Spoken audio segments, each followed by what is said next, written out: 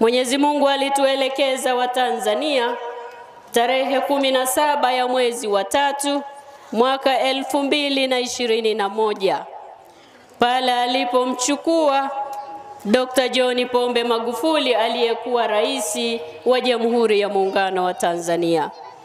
Alipomchukua rais wetu, basi Mwenyezi Mungu katuonyesha baada ya huyu rais anayefuata ni mama mwenye hofu ya Mungu, naye si mwingine ni Dr. Samia Suluhu Hassan.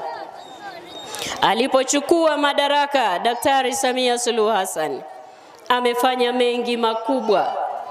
Hata tusipokiri kwa vinywa vyetu, nyoyo zetu zinakiri. Kama alivyosema Mwenyezi Mungu, balil insana ala nafsihi baswira. Hata tusipokiri kwa vinywa vyetu, nyoyo zetu zinakiri pamoja na mengi yanayosemwa. Mwenyezi Mungu alishamaliza, akamalizia akasema walau alqa ma'adhira. Allahumma salli wa sallim alayhi. Alishahitimisha Mwenyezi Mungu. Sasa nini nataka kusema kwa sisi wanawake wa Kondoa, kwa sisi wanawake wa Tanzania?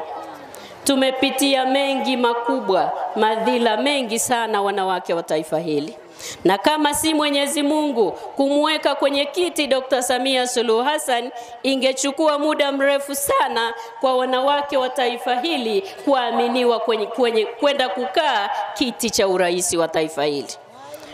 Mwenyezi Mungu katurahisishia kazi, katuwekea mama kwenye kiti. Tumemuona mama akituhudumia kwa mapenzi ya mama, akituhudumia kwa hofu ya Mwenyezi Mungu, kwani anatambua ipo siku ataulizwa, nilipokuweka kwenye kiti hiki, kipi uliwafanyia Watanzania? Na ndicho anachokifanya, anahudumu kwa hofu ya Mungu. Yule anayehitaji maji kampelekea maji. Yule anayehitaji barabara kampelekea barabara. Yule anayehitaji hospitali kapeleka hospitali. Kipi afanye zaidi ili tukiri kweli kafanya?